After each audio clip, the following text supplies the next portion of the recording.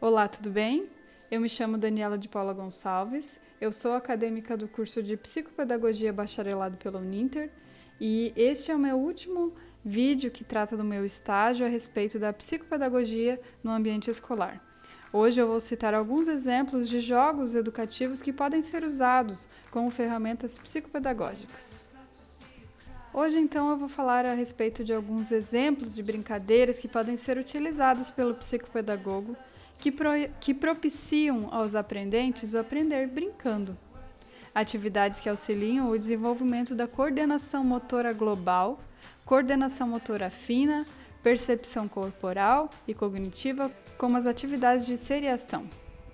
Então, são consideradas atividades de coordenação motora ampla e fina. Falando de coordenação motora ampla. De acordo com Almeida, a coordenação motora ampla refere-se ao desenvolvimento dos grandes músculos do corpo.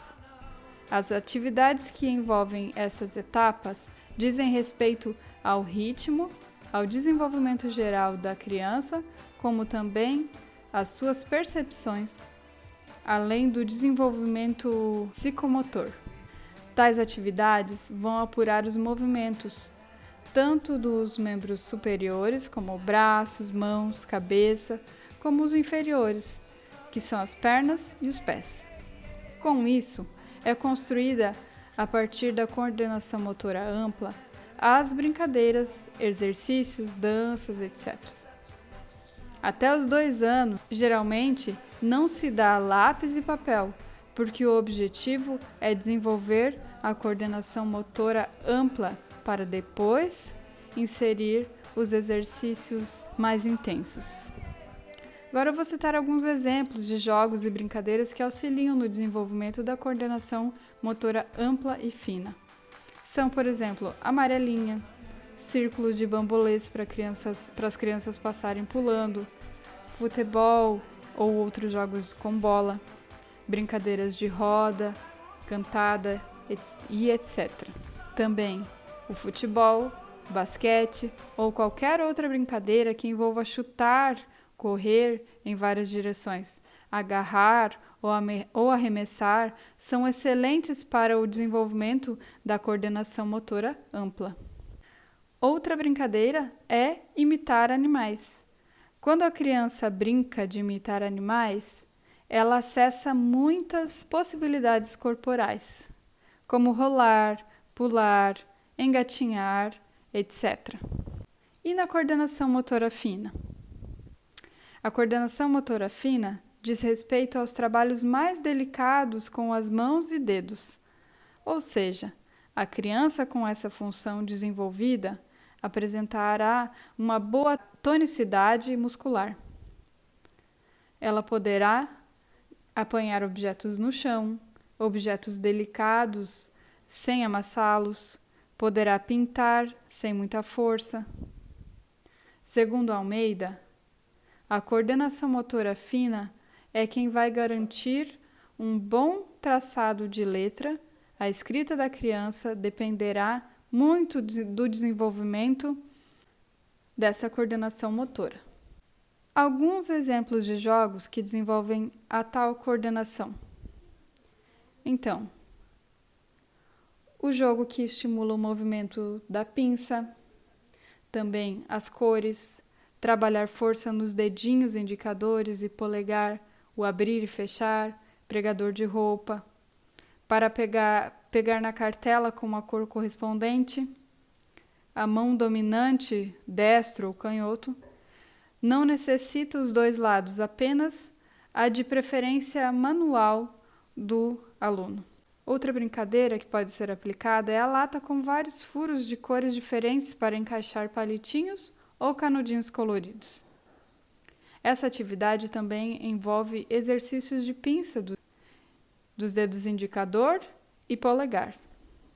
Outras atividades com massa de modelar e bolinhas de papel amassada também exercitam os pequenos músculos dos dedos indicador e polegar.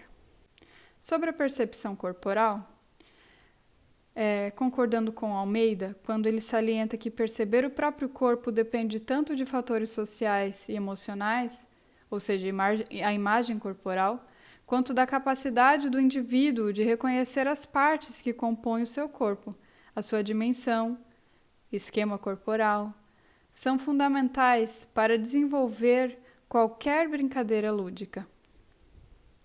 Pois o indivíduo, reconhecendo seu próprio corpo, desempenhará melhor o que propõe a brincadeira ou jogo. E quanto às atividades lúdicas de estimulação cognitiva? Essas atividades são atividades que desenvolvem o raciocínio lógico e requerem atenção, concentração e são excelentes exercícios para as crianças desenvolverem as competências de estratégias que são imprescindíveis para a iniciação acadêmica. Muitas são as ações lúdicas que estimulam a cognição da criança. O telefone sem fio é um bom exemplo desse tipo de atividade. Essa brincadeira consiste em organizar as crianças sentadas um ao lado do outro em fila. A primeira criança diz uma frase ou mensagem no ouvido da criança seguinte.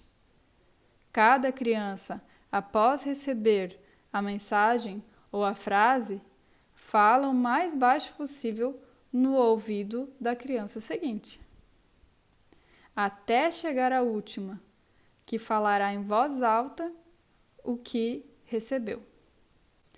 A mensagem chega completamente diferente. Atividades de seriação rápida também estimulam a cognição.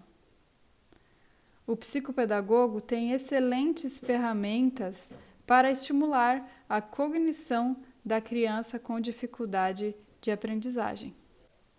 E quais são as possíveis intervenções psicopedagógicas a partir do lúdico? Cabe ao profissional de educação infantil ou psicopedagogos proporcionar ambientes lúdicos que desenvolvam as múltiplas inteligências e habilidades das crianças.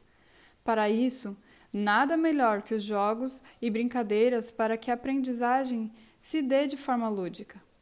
Nesse sentido, faz-se necessário que o psicopedagogo crie situações estimulantes de aprendizagem para o total desenvolvimento de habilidades cognitivas, psicomotoras e socioafetivas através das intervenções psicopedagógicas próprias para cada criança, pois cada indivíduo é único e singular.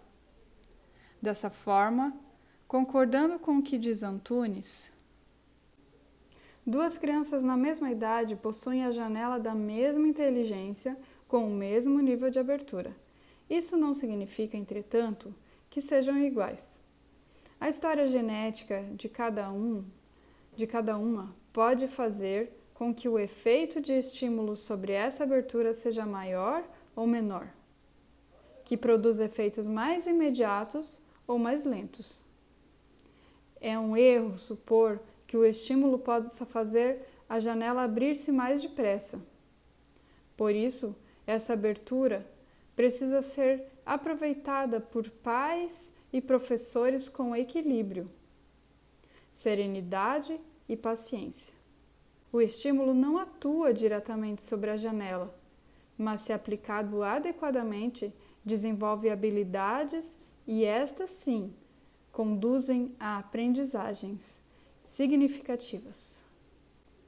Podemos concluir, então, que é primordial que a criança seja estimulada desde cedo, pois cada uma tem um ritmo e modos diferentes de aprender. Portanto, é interessante observar as habilidades e potencialidades de cada uma e propiciar intervenções dinâmicas, explorando as habilidades individuais dos aprendentes. Nesse sentido, o psicopedagogo assume um compromisso na área remediativa e preventiva de orientação no ensino-aprendizagem, focalizando as possibilidades e visando ajudar na apropriação do conhecimento dentro de uma perspectiva lúdica, considerando a singularidade do sujeito aprendente. A intervenção psicopedagógica surge com a função de diagnosticar as várias modalidades de aprendizagens e as possibilidades de aprender de diferentes formas. O psicopedagogo pode cooperar com o trabalho realizando intervenções ou avaliações através do lúdico, cuja aprendizagem é mais significativa, pois é mais prazeroso para a criança em desenvolvimento, principalmente na prevenção de futuros problemas de aprendizagem, oferecendo meios para que sejam trabalhadas as habilidades de cada ser, apontando direções para o planejamento de atividades a serem realizadas com as crianças, podendo apresentar contribuições para a constituição do processo da organização cognitiva.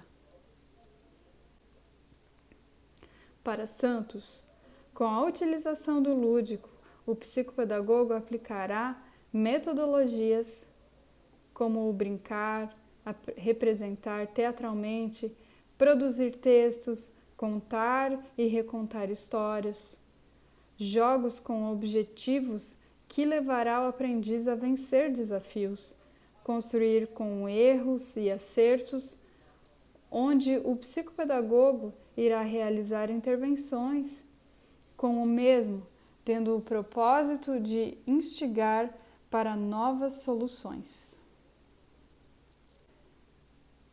Eu te agradeço por ter estado comigo até aqui. Obrigada, até mais.